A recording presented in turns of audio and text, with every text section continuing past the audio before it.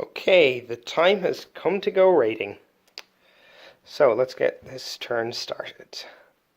So, new Viking, get our new Vikings. Harvest. There is no harvest this turn. Exploration boards. No exploration boards either. A new weapon. It's a spear. We have so many spears. I guess we're going whaling. I mean, we might as well. And the first thing I'm going to do is I'm going to go out to the mountains again. Actually, did we skip anything? No, we didn't. We're on actions. Let's go to the mountains. I want to try and maximize my resource potential. So, let's go here. Take a 3 and a 2. Draw an occupation. The nobleman. Whenever you place grain in a house, you can buy silk for 2. Oh, that's something that would have been way more useful earlier in the game. Well, is it worth any points? It's worth 2 points though, so we'll probably play the nobleman and the armed fighter.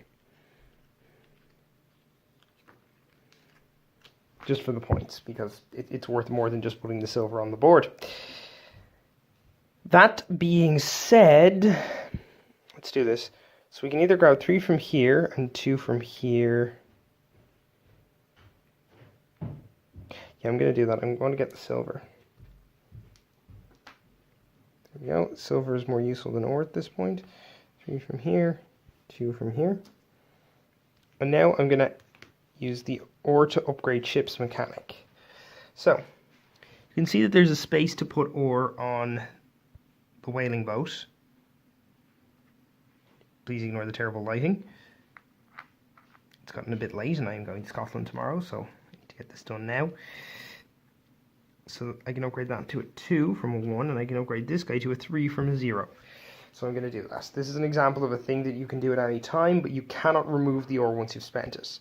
That is permanently there now. Now, let's go whaling. So now I subtract 2 from all my d12 rolls. And I get to draw another occupation. The miner. Which gives me an ore, a stone, and a silver for each longship I have. So I'm going to play that once I'm done resolving this action, since I can make use of stone on the raid. So, or the pillage as it ends up being in this case. So, it's d12 time. That's a 3. So we subtract 2 for the 2 ore. Then I spend a single spear, and that's a successful whaling expedition. So, for my successful whaling expedition, I get a single whale oil. I get the whale skin and bones. And I get another whale meat. Very useful. And of course I can upgrade this before I go trading, so I can grab some blues. That's, if I'm not mistaken, my runestone from last time around. Okay. Let's go pillaging. So the way pillaging works is I roll a d12, I add the value of the longship I'm using, which in this case is 3, and I can spend stone and swords to add to that, and then I can take any item, once I get my final value, I can take any item that is worth equal to or less than the final value with this sword symbol. 16 is a very high value to shoot for here, but I might be able to pull it off, and honestly, the sheer joy of being able to steal the Crown of England would be worth it. So first roll is a 5, which becomes an 8, which I can then add 1, 2, 3, 4, 5 to, which would make a 12, so that's too low. I don't want that. I can do better. That's a 6. I can still do better. I probably won't, but I can. That's an 11. 11 plus 3 is 14, so if I spend 2 stone to add, you can see here it says you can spend stone, I get the Crown of England.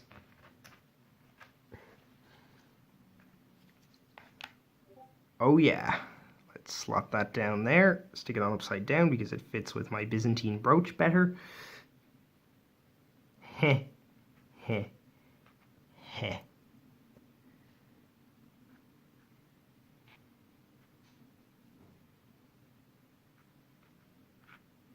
There we go, fixing everything up. And, well, that's good. So, next up, I've got a bunch of silver, so I'm going to try emigrating. Slightly interrupted there, but hey, I built it to the Crown of England. So, I believe my next action was going to be a rousing round of emigration. Let's do this. So this is a 2 Viking action. And actually, before I do that, because I want to emigrate with my Knar if possible, I'm going to use my Knar to do some foreign trade. So it costs me 1 silver to do this. I have more than the 7 I'll need to emigrate. I turn this to a green using the efforts of my ship's cook. Then I upgrade all of my greens to blues because they are all different. And then I start splapping these down here. And now my focus is on attaining nice, neat shapes that will give me a good amount of coverage and potentially upgrade my income so I end the game with more silver. There we go. There we go. If I carve a runestone, I can upgrade my income to 9 and get an extra point, which might be worth it. Or if I can get some extra ore, we'll see where it goes. I think carving the runestone might be worth it, actually. So yeah, let's carve a runestone and then, well, let's emigrate and then carve a runestone in honor to commemorate our voyage. So there's the emigration space. So the way emigration works is you have to pay an amount of silver equal to the round number. We're on round 7, so we have to pay 7 silver, which is pretty hefty, but this serves a couple of good purposes. The first of which is that I get to, well, the way emigration works is you take a Knar or a longship, you flip it over to the emigration side, and you place it on your table. Not only is this worth 13 more points, it also covers up 2 spaces on the table, meaning your feast is easier to accomplish. It's easier to satisfy your Vikings. So what have we got to feed them? We've got whale meat, beans,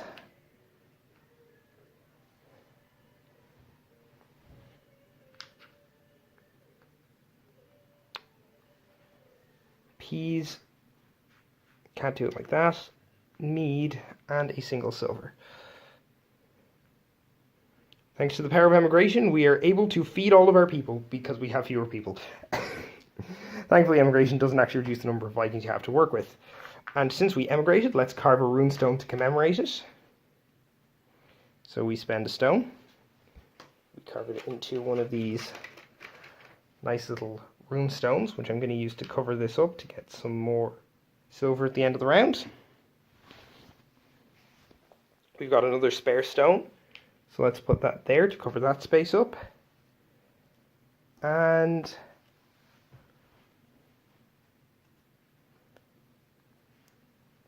sadly, I cannot fit an animal into that house. So that house is sadly only going to be worth, what, 2 points?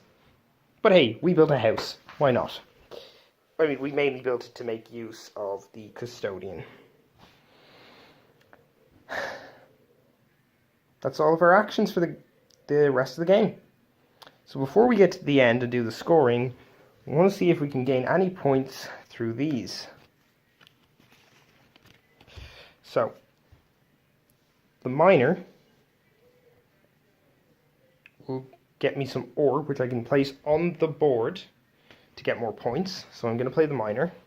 So the miner costs 1, and for each longship I have, I get a silver, so I get that silver back immediately, a stone, and an ore, which is great. The nobleman, I'll pay 1 for that. Whenever I place grain in a house, I can pay 2 silver for a silk. Irrelevant, but it's worth more points than the silver costs to play it. And finally, the armed fighter, which I will do the same for, because that's also worth more points than the silver cost to play it. 3, 4, 5, 6. That's 10 occupation cards played. That is not the norm for this game. I want a very occupation-heavy strategy. Not a good strategy, but I'm not good at this game, and my attitude to games like this is, if you can't be good, you can at least be interesting. So, that being said, let's move on to scoring. Oh boy. Well, first we move on to the end of the round.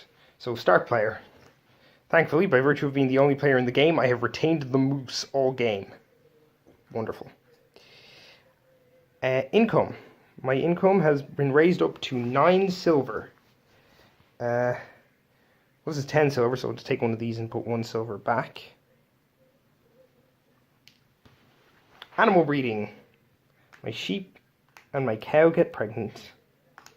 Yay. More pregnant animals. Useful. And finally, the feast. Well, I've already laid out the feast, so these all go back to their boxes.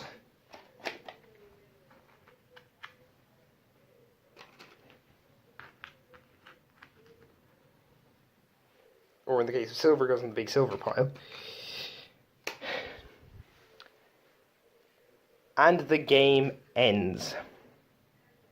So, before the game makes its final ending, I'm going to start sticking some of my spare resources down on the board to cover up minus spaces and just generally improve my overall perspective on things. Make things look just a little bit neater and make it easier for me to count up all of the minus spaces I'm using. It's worth noting that once you've committed to placing something on the board, it is stuck on the board for the rest of the game. It's probably not super interesting, but there you go. But yeah, overall I think our accomplishments are pretty good. We got a great diversity of loot, we kept our people happy, we did a bit of emigration, we built some new homes. The moose ruined my longship. I mean, let's be honest, if any animal is going to actually be able to ruin your longship, it's a freaking moose. And there's one last thing we can do, which is the arms dealer. We can discard these 6 weapons for 6 ore.